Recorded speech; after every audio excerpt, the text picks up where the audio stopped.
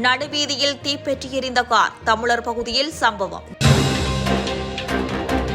யாழில் வெளிநாட்டில் இருந்து வந்தவரின் தாக்குதலில் தந்தை உயிரிழப்பு. ராஜபக்சர்களின் ரகசியங்கள் வெளியாகும் அச்சத்திலா கச்சா படுகொலை செய்யப்பட்டார்? திலீப் வேத ஆராய்ச்சி கேள்வி. கனேமுள்ள சஞ்சீவ துப்பாக்கிச் சூட்டு சம்பவம், துப்பாக்கிதாரியின் காதலி விடுதலை. டாலருக்கு நிகரான ரூபாவின் பெறுமதியில் ஏற்பட்டுள்ள மாற்றம். கனேமுள்ள சஞ்சீவை கொன்ற துப்பாக்கிதாரி கொலைக்கு தூண்டப்பட்ட விதம் அம்பலம்.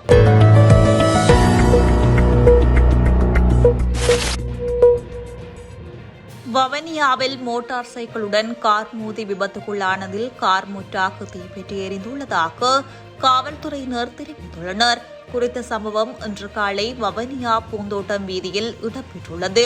விபத்து தொடர்பில் மேலும் தெரிய வருகையில், வவனியா நகர் பகுதியிலிருந்து பூந்தோட்டம் நோக்கி சென்ற காரும், பூந்தோட்டம் பகுதியிலிருந்து வவனியா நகர் நோக்கி வந்த மோட்டார் சைக்கிளும் நேருக்கு நேர் மோதிய நிலையில் விபத்துக்குள்ளாகியுள்ளது. இதனை அடுத்து இரு வாகனங்களும் தீப்பற்றியிருந்த நிலையில் அங்கு குழுமிய மக்களினால் தீயை கட்டுப்படுத்த முயற்சிகள் மேற்கொண்ட போதிலும் அது சாத்தியப்படவில்லை. இந்த நிலையில் மோட்டார் சைக்கிளில் வந்த இருவர் காயமடைந்த நிலையில் வவனியா வைத்தியசாலையில் அனுமதிக்கப்பட்டதோடு காரில் வந்தவர்கள் காப்பாற்றப்பட்டுள்ளனர். வவனியா நகர சபையின் தீயணைப்பு பிரிவினர் விரைந்து வந்து தீயை கட்டுப்படுத்த முயற்சித்த போதிலும் கார் மற்றும் மோட்டார் சைக்கிள் முழுமையாக எரிந்துள்ளது. மேலும் இந்த விபத்து தொடர்பான மேலதிக விசாரணைகளை வவனியா காவல்துறையினர் மேற்கொண்டு வருகின்றனர். யாழ் வடமராட்சி கிழக்கில் வெளிநாட்டிலிருந்து வருகின்ற மகன் தாக்கியதில் படுகாயமடைந்த தந்தை நேற்று சிகிச்சை பலனின்றி உயிரிழந்துள்ளார். வடமராட்சி கிழக்கு வத்ராயன் பகுதியில் கடந்த 19ஆம் திகதி மாலை நால்வர் மீது வவனியாவிலிருந்து வந்தவர்களால் தாக்குதல் நடாத்தப்பட்டது. சம்பவம் தொடர்பில் மேலும் தெரிய வருகையில், குடும்ப தகராறின் காரணமாக வெளிநாட்டில் இருந்து வருகின்ற நபர் ஒருவர் தனது தந்தை மீதும் சகோதரன் மீதும் சகோதரனின் மகன் மீதும் சகோதரனின் மனைவி மீதும் ஆட்களை அழைத்து வந்து வீடு புகுந்து தாக்குதல் நடாத்தியுள்ளார். சம்பவத்தில் அடிகாயங்களுக்குள்ளான நால்வரும் மருதங்கேணி பிரதேச வைத்தியசாலையில் சேர்க்கப்பட்டு மேலதிக சிகிச்சைக்காக இருவர் பெருத்துறை ஆதார வைத்தியசாலைக்கு மாற்றப்பட்டு அங்கிருந்து ஒருவர் யாழ்ப்பாண வைத்தியசாலையின் அவசர சிகிச்சை பிரிவில் சேர்க்கப்பட்டுள்ளார். இந்த நிலையில் பலத்த காயங்களுடன் யாழ்ப்பாண வைத்தியசாலையில் அவசர சிகிச்சை பிரிவில் சிகிச்சை பெற்று வந்த தந்தை நேற்று சிகிச்சை பலனின்றி உயிரிழந்துள்ளார். இதேவேளை தாக்குதல் நடாத்திய வெளிநாட்டிலிருந்து வருகிற நபர் உள்ளிட்ட மூவர் மருதங்கேணி போலீசாரால் கைது செய்யப்பட்டு விசாரணைகள் இடம்பெற்று வருகின்றது.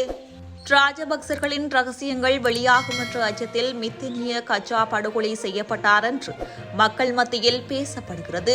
இந்த நபர் ராஜபக்சர்களுக்காகவே அரசியல் செய்தார். ஜனாதிபதி தேர்தலுக்கு பின்னர் ராஜபக்சர்களுக்கு எதிராக செயற்பட்டார்.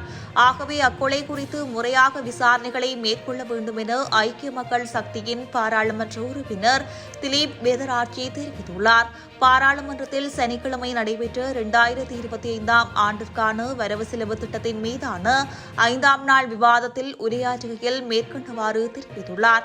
அவர் மேலும் உரையாற்றியதாவது, நாட்டின் தேசிய பாதுகாப்பு குறித்து விசேட கவனம் செலுத்தப்பட வேண்டும். இந்த ஒரு வாரத்திற்குள் பல இடங்களில் துப்பாக்கிச் சூட்டு சம்பவங்கள் பதிவாகியுள்ளன.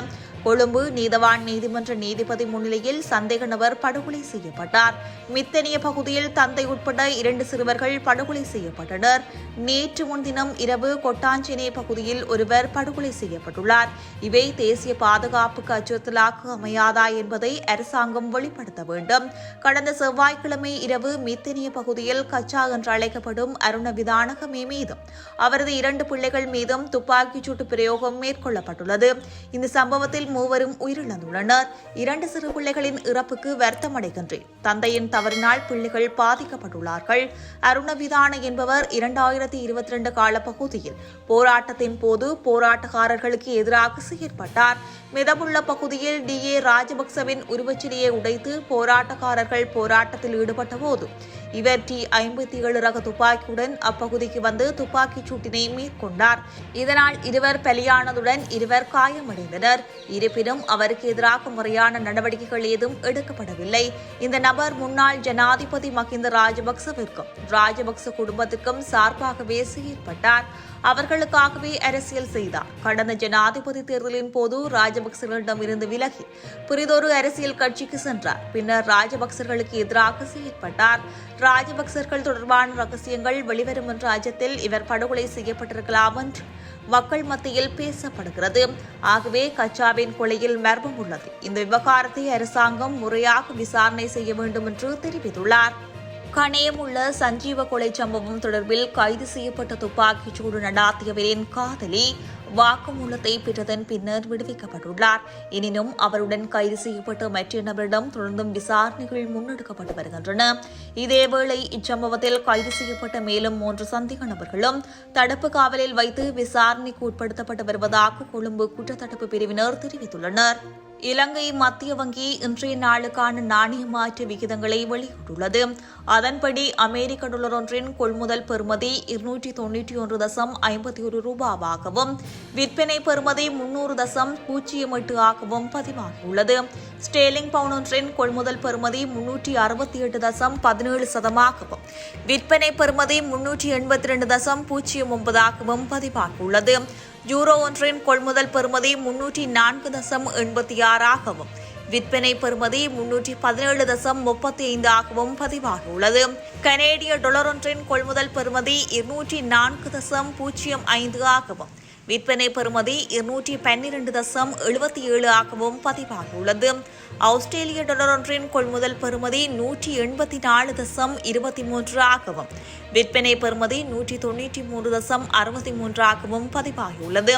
சிங்கப்பூர் டாலர் ஒன்றின் கொள்முதல் பெறுமதி 216.98 ஆகவும் விற்பனை பெறுமதி 226.88 ஆகவும் பதிவாகியுள்ளது. கணேமுள்ள சஞ்சீவை கொன்ற துப்பாக்கிதாரியை முகப்புத்தகத்தின் ஊடாக தொடர்பு கொண்டு கொலை செய்ய தூண்டியுள்ளதாக காவல்துறை ஊடக பேச்சாளர் புத்திக மரத்துக்கு தெரிவித்துள்ளார்.